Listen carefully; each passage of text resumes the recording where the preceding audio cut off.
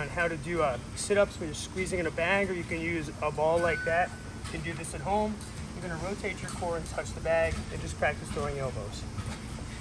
On your back, squeeze the bag, lean back, hands are up as if you're gonna throw up, twist, twist. Sit back down, twist, twist. Sit back down, hard, hard. Sit back down. If you don't have a bag at home, basketball, any ball that you have, squeezing,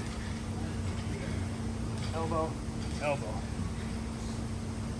elbow, elbow, elbow, elbow.